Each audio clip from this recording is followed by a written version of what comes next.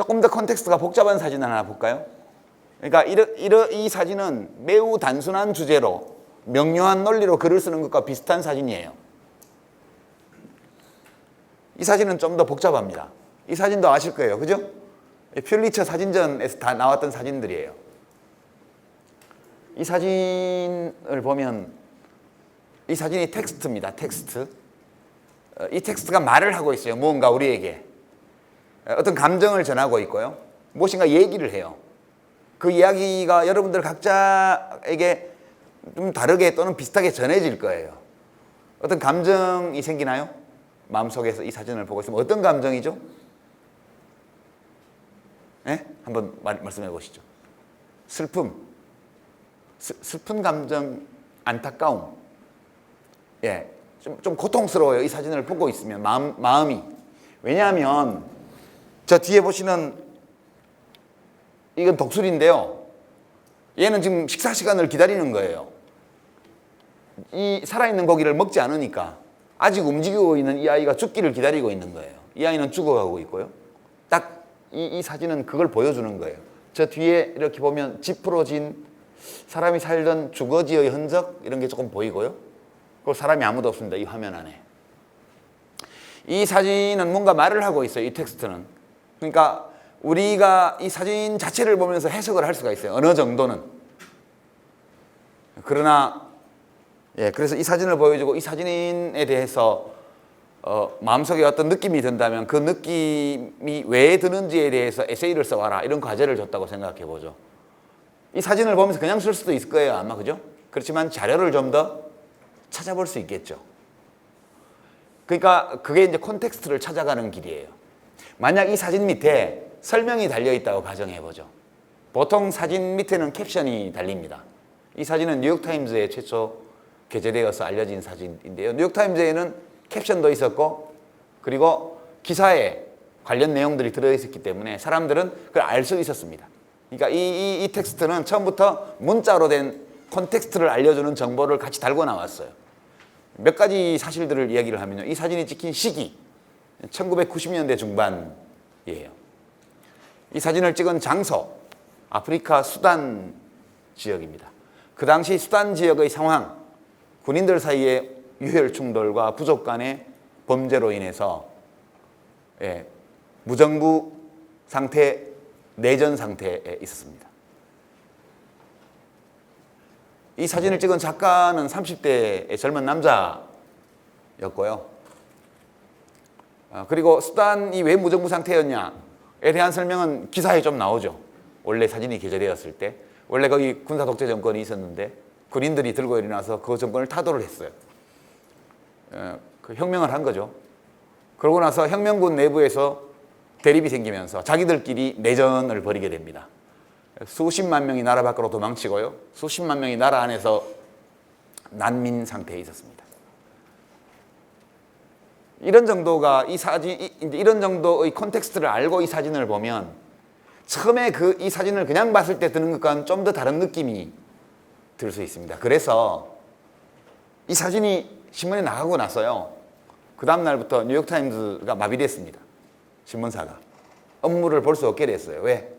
항의 전화 때문에요. 독자의 항의 전화 때문에요. 문의 전화와 항의 전화 때문에요. 독자들이 뭘 물어봤을 것 같아요? 혹시 아이디어가 있으십니까? 보시면서 손 한번 들어보시죠. 독자들이 주로 뭘 물어봤거나 혹은 뭐 때문에 화를 냈을 것 같습니까? 구했냐? 저 아이가 어떻게 됐냐? 바로 그렇죠. 궁금하시죠? 저 아이가 어떻게 됐을까? 그 다음 왜 화가 났을까요? 화를 낸 독자들은 왜 화를 냈을까요?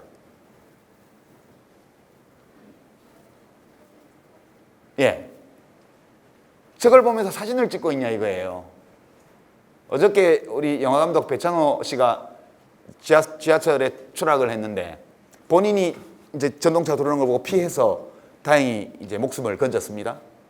근데 누군가가 그 장면을 보고 사진을 찍고 있었다면 혹은 아이폰이나 뭐 스마트폰으로 동영상을 촬영하고 있었다면 그리고 그 동영상이 뉴스 시간에 나오고 그 배창호 감독이 돌아가셨다면 똑같은 비난이 나왔을 거예요. 뛰어들어서 사람을 구해야지 사람을 안 구하고 동영상을 찍고 있냐. 이런 윤리적 비난, 도덕적 비난이에요. 이제 그것 때문에 주로 이 아이가 어떻게 되었는지를 묻는 전화, 그리고 누가 찍었냐. 작가는 저 상황에서 아이를 구하지 않고 사진을 찍는 게 가능한 일이냐. 그리고 그런 비윤리적인 행위를 해서 나온 사진을 뉴욕타임즈가 실어준다는 게 있을 수 있는 일이냐. 에 대해서 분노한 독자들의 전화가 온 거예요. 그게 독자들이 이 사진을 읽은 방식이에요. 그죠? 이 사진, 이 텍스트가 그렇게 말을 붙인 거예요. 독자들한테. 독자들은 이 텍스트에서 그걸 읽은 거예요. 그걸 느낀 거예요. 사진을 찍은 사람, 이 사진을 게재한 뉴욕타임즈의 편집부에서는 전혀 예측하지 못한 반응이었어요. 그러면 왜 뉴욕타임즈의 편집진들은 예측하지 못했을까요? 그 사람들은 더 많은 콘텍스트를 알고 있었기 때문이에요. 이 사진과 관련되어 있는 콘텍스트를 다 알고 나면 화를 내서는 안 된다는 거. 누구도 비난받을 행위를 하지 않았다는 걸 알 수 있어요. 이 사진은 누구도 비난하지 않아요. 누구에 대한 비난도 담고 있지 않습니다. 그러나 사진 기자와 뉴욕타임즈의 편집진은 모든 콘텍스트를 알고 있었고 독자들은 제공된 콘텍스트만 받아들인 상태에서 해석한 거예요. 그러니까 해석이 달라질 수밖에 없는 겁니다. 그럼 진실은 뭐냐? 진실은 이 사진을 찍은 작가는 한 1년 후에 자살을 합니다. 30대 젊은 남자였는데요. 이 사진으로 인한 소동 때문에만 그런 건 아니고 다른 개인적인 여러 일들이 있었다고 그래요. 그리고 그렇게 목숨을 끊기 전에 지인들에게 굉장히 울면서 여러 차례 얘기를 했다고 그래요. 이 아이를 살리지 못한 것이 아니고 이 아이를 안아주지 않았던 것에 대해서 굉장히 후회하는 이야기를 했다고 그러죠. 그러면 이 작가는 어떻게 해서 이 사진을 찍게 되었을까? 왜 아이를 안아주지 않았을까라는 의문이 생기게 됩니다. 작가는 알고 있었고 뉴욕타임즈 편집진도 알고 있었죠. 이 사진을 촬영한 지역은 구호소에서 멀리 떨어진 곳이었어요. 이 기자가 이 사진을 찍은 이유는 이 수단에서 벌어지고 있는 참상, 인간에 대한 범죄의 현장을 사람들에게 보여줌으로써 국제사회의 관심을 촉구하고 세계 시민들의 후원을 끌어내고 그렇게 수단 지역에서 구호활동을 펼치고 있는 유엔기구라든가 또는 지원단체들이 동력을 받을 수 있도록 하려는 좋은 목적을 가지고 취재를 들어갔고요. 그리고 구호소 근처에서 보호받으면서 사진을 찍다가 여기서 멀리 떨어진 곳에서는 무슨 일이 벌어지고 있을까? 라는 작가적 의문에 이끌려서 혼자서 멀리 가게 됩니다. 계속 가던 중에 이 장면을 우연히 봤죠. 빨리 사진을 찍고 뛰어가서 독수리를 쫓아냈습니다. 그러나 아이를 구하지는 못했어요. 왜? 구호활동가들이나 취재진에게 내려진 행동 강령 제1번이 보호장구 없이 난민과 신체 접촉을 하지 마라는 겁니다. 왜? 각종 전염병이 창궐을 하고 있었기 때문이에요. 이 아이를 안는 순간 아닐 수도 있지만 이 기자는 전염병에 감염될 위험에 바로 들어가는 거예요. 뿐만 아니라 이 아이를 안고 구호소에 돌아오게 되면 2차 감염, 3차 감염을 일으킬 수도 있습니다. 이런 위험 때문에 아이를 못 안아준 거예요. 그렇지만 이 아이를 안아줬어야 했다고 자기가 생각을 하는 거죠, 나중에.